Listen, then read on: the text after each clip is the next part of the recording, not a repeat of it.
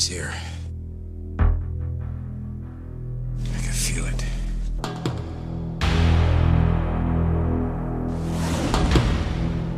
You search for the scent of your prey, and then you hunt them down.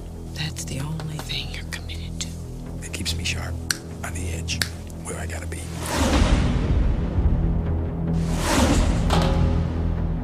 You want to be making moves on the street? Allow nothing to be in your life that you cannot walk out on in 30 seconds flat if you spot the heat around the corner. Now, my life's a disaster zone because I spend all my time chasing guys like you around the block. I do what I do best. I take scores. You do what you do best, trying to stop guys like me. You've been walking through our life dead. All I am is what I'm going after. From The Godfather to Scent of a Woman. What do we got? From Raging Bull to Goodfellas. Assume they got our phones, assume they got our houses, assume they got us. Their performances have created a legacy of landmark films. I want full surveillance. That's 24 hours, round the clock. We never close, open 7 days a week. Now, for the first time, America's two most electrifying actors collide. With this guy, there's more cheap you should pass. The bank is worth the risk. You should take it down. 12.2 million. You're up. This crew is good. It ain't worth the risks you take. Like in risk versus reward, baby. You're fugitive number one with a bullet. I'm double the worst trouble you ever had. If I'm there and I gotta put you away, I won't like it. But I'll tell you, you are going down. What if you do got me boxed in? And I gotta put you down? Because no matter what, you will not get in my way. I will not hesitate for a second.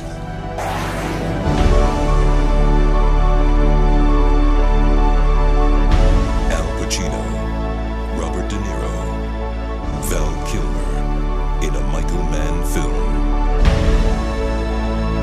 Heat. Now, in Heat, there was a lot made during production that this will be the first time De Niro and Pacino will be on the screen together in the same scene.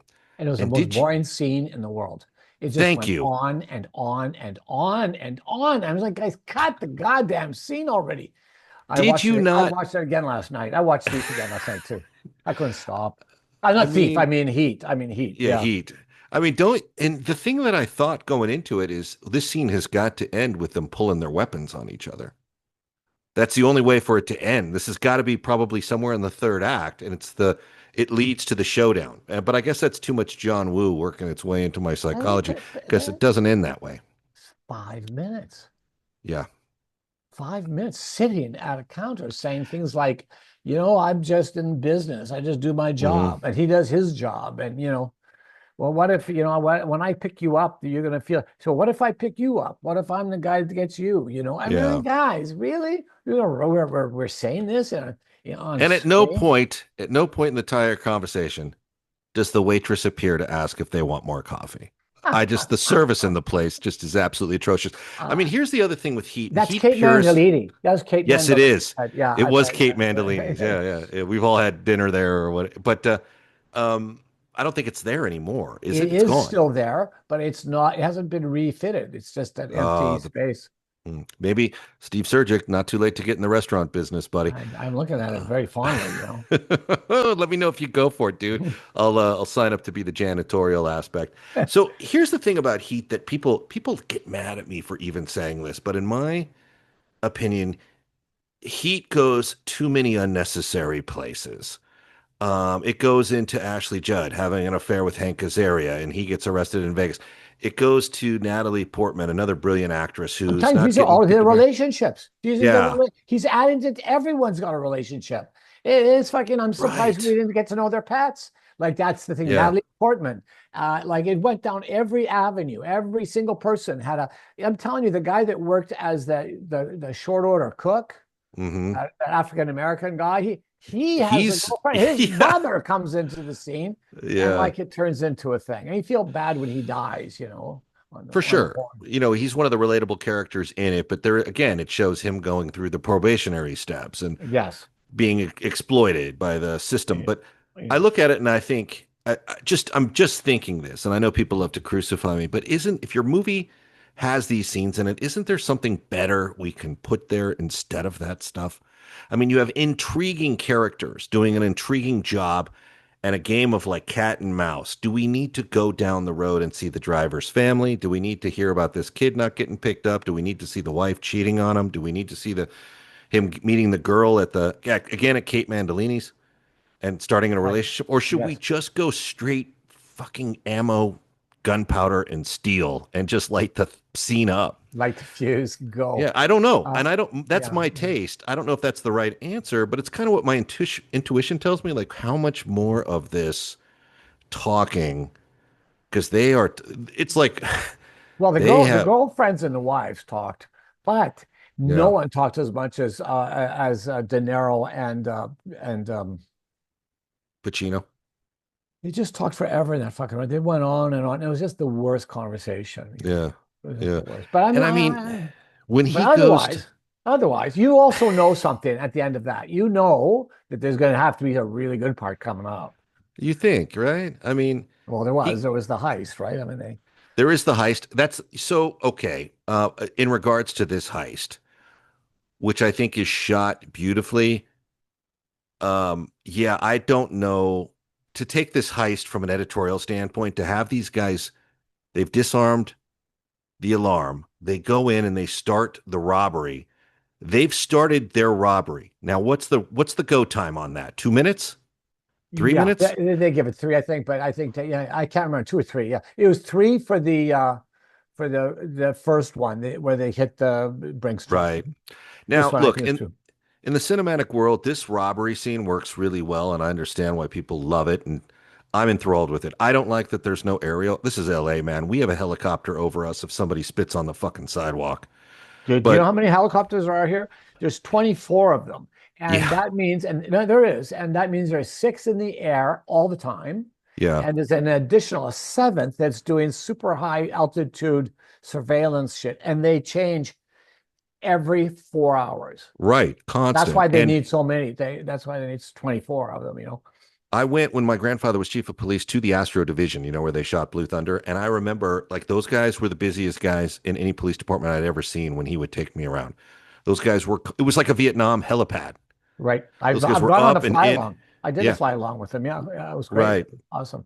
I was sickened by it, but I was so stressed by it, Oh, man. And a lot of those guys are like, I was falling asleep, bashing around on the thing with vomit around me, just asleep in the back. Anyway, I'm just going to go on.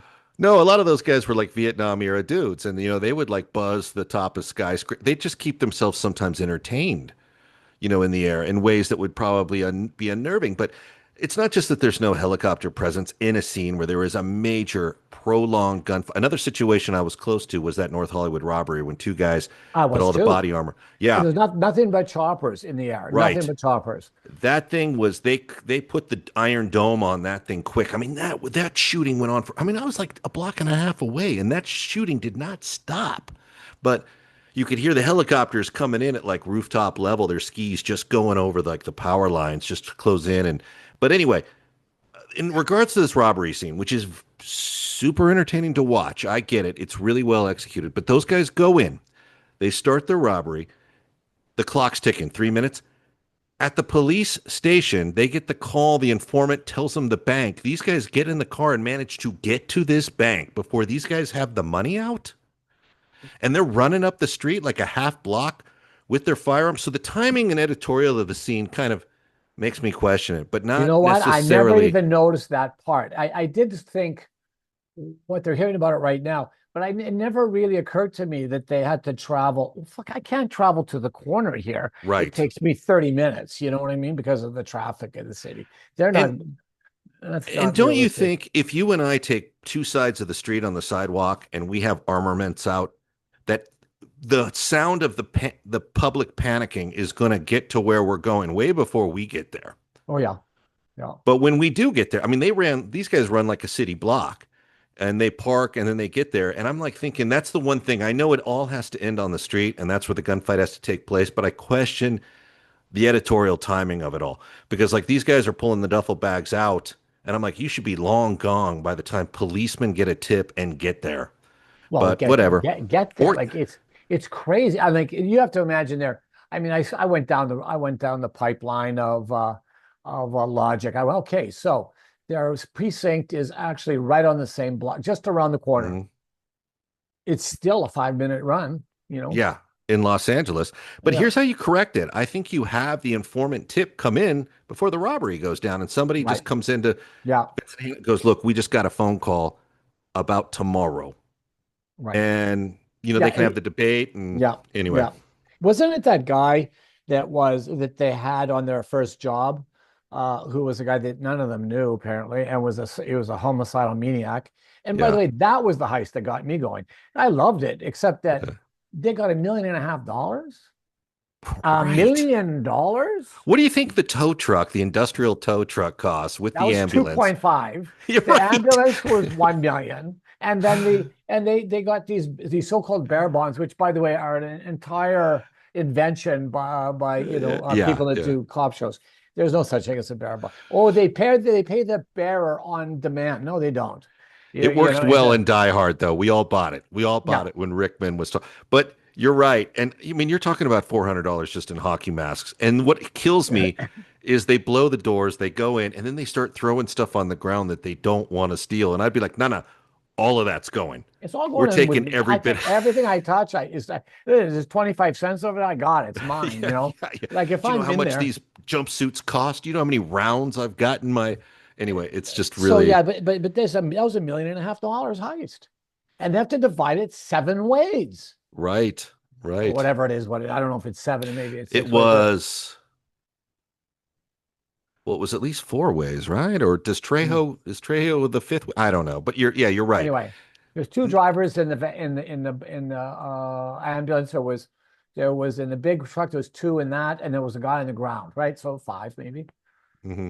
Anyway, but I mean, the bottom line is this is like a lot of death for like $1 million. I mean, right. Let me tell you something. If we're going to start going to Arizona to buy shape charges to blow the doors on an armored, we need a lot more than 1.5. I don't get off my couch for anything under 3. Yeah, a shaped charge. But a shaped charge isn't so much the charge. Like you could get, if you have a charge, you just need something to shape. Like I think it's more about the way that it adheres, the way you stick it onto, so it gives it a direction. Mm-hmm. I am not an expert in this field, but I do know that there is a charge is a charge, except until you give it a shape and you hold. Like they have these things that for breaching a door. And they hold this thing, it's like a hockey stick, I guess. Yeah. And you just hold it against it and wham, and it goes, but it's sort of got a little cup around it that fires it in the direction of the door, blows the door off to smithereens.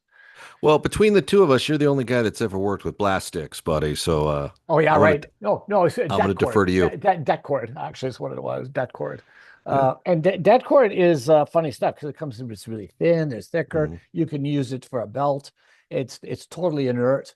But if it does go off, you have it as a belt. There'll be 2 of you, they'll cut you in 2. Yeah. They come out of darkness, sometimes with thunder, sometimes with lightning.